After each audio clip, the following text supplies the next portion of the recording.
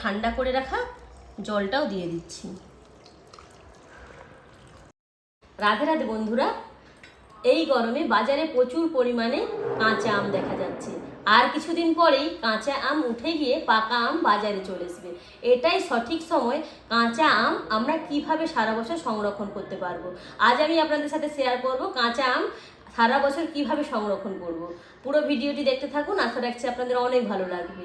আজকের এই কাঁচা আম সংরক্ষণ করার জন্য এখানে আমি 1 কেজিরও বেশি কাঁচা আম নিয়েছি।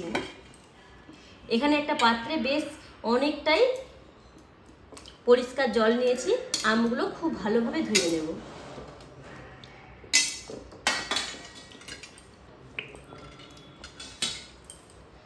আমগুলোর গা খুব ভালোভাবে ধুয়ে নিয়ে একটা পরিষ্কার টাওয়াল দিয়ে আমগুলোকে পুছে নিতে হবে, যেন আমগুলোর গায়ে এতটুকুনো জল না থাকে।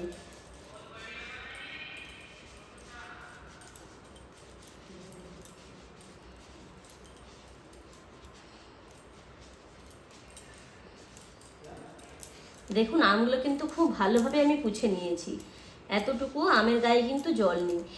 এরপর দেখুন আমি যেই পাত্রতে আমগুলো রাখবো তাতেও যেন এতটুকুও জল না থাকে এমন পাত্র নিতে হবে। জল থাকলে একটু পুছে নিতে হবে। বাকি যে আমগুলো রয়েছে একই পদ্ধতিতে খুব ভালোভাবে ধুয়ে নিয়ে পরিষ্কার টাওয়ালে পুছে নেব। আমগুলো আমি পরিষ্কার করে ধুয়ে গাটা শুকনোভাবে পুছে নিয়েছি। এখন আমগুলো কেটে নেব। মুখের দিকটা বাদ দিয়ে আমগুলোকে কেটে নেব।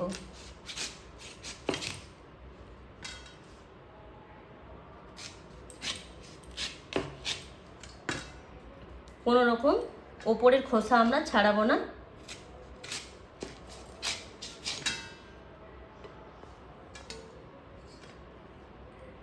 ভেতরের আঁঠিটা বাদ দিয়ে আমগুলোকে কেটে নিচ্ছি।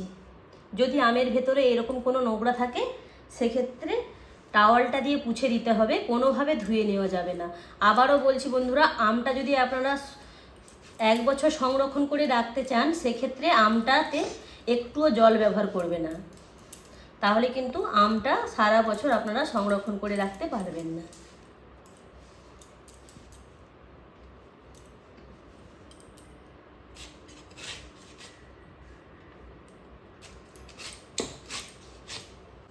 আমগুলোকে আমি এইভাবে কেটে নিয়েছি। দেখুন খুব একটা মোটাও নয় আবার খুব একটা পাতলাও নয়, ঠিক এইভাবেই কাটতে হবে আমগুলোকে।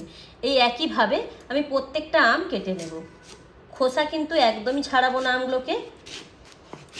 এখন আমি একই পদ্ধতিতে আমগুলো কেটে নিচ্ছি। আর অবশ্যই দেখুন এই আঁঠির মধ্যে নোংরাগুলো সুতির টাওয়াল দিয়েই পরিষ্কার করে নেবেন। আর যদি কোনোভাবে সুতির টাওয়াল দিয়ে না উঠে সেক্ষেত্রে এই আঁঠির দিকটা বাদ দিয়ে আমটা নিয়ে নেবেন, তাহলেও হবে। এই আমটাও দেখুন বন্ধুরা আমি কিন্তু আঁঠির দিকটা ফেলে দিয়ে আমটা নিয়েছি। এই আমটাও পুছে নিয়েছি কিন্তু দাগ কোনোভাবে উঠেনি, তাই এইটাও আমি এই আঁঠি বরাবর কেটে নেব, তারপর নিয়ে নেব। সবকটা আম আমি একইভাবে কেটে নিয়েছি।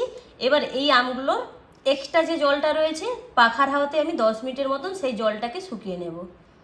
ওইদিকে আমটা ততক্ষণে পাখার হাওয়াতে 10 মিনিট শুকনো হোক। আর এদিকে দেখুন কড়ার মধ্যে বেশ কিছুটা জল দিয়ে দিচ্ছি। গ্যাসটা ধরিয়ে দিয়েছি। 2.5 গ্লাসের মতন এখানে আমি জল দিয়েছি। জলটা খুব ভালোভাবে গরম করে নেব। জলটা এখানে খুব ভালোভাবে গরম হয়ে জলটা খুব ফুটেও গেছে। এখন আমি জলের মধ্যে দিয়ে দিচ্ছি বেশ অনেকটাই লবণ, 3 চামচেরও বেশি লবণ এখানে দিচ্ছি। জলের সঙ্গে খুব ভালোভাবে লবণটাকে মিশিয়ে নেব। লবণটা জলের সাথে খুব ভালোভাবে মিশিয়ে নিয়েছি। এবার জলটা একটা পাত্রের মধ্যে ঢেলে নেব।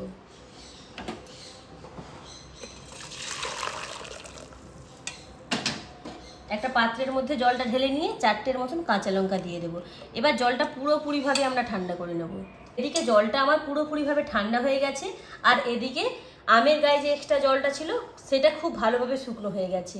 এখানে একটা কাঁচের জার নিয়েছি। জারটা খুব ভালোভাবে ধুয়ে রোদে শুকনো করে নিয়েছি, যাতে জারের মধ্যে এতটুকুও জল না থাকে। এরপর কেটে রাখা আমগুলো সবকটা আমি জারের মধ্যে দিয়ে দেব। সবকটা আমি জারের মধ্যে দিয়ে দিয়েছি। এবার ঠান্ডা করে রাখা জলটাও দিয়ে দিচ্ছি।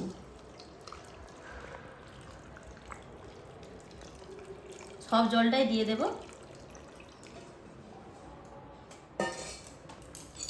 এরপর দিয়ে দিচ্ছি এই আমটা, এই যে গায়ের যে কাঁচা আমের কালারটা রয়েছে সেই কাঁচা আমের কালারটা সারা বছর একইভাবে থাকার জন্য দিয়ে দিচ্ছি 2 চামচের মতন ভিনিগার।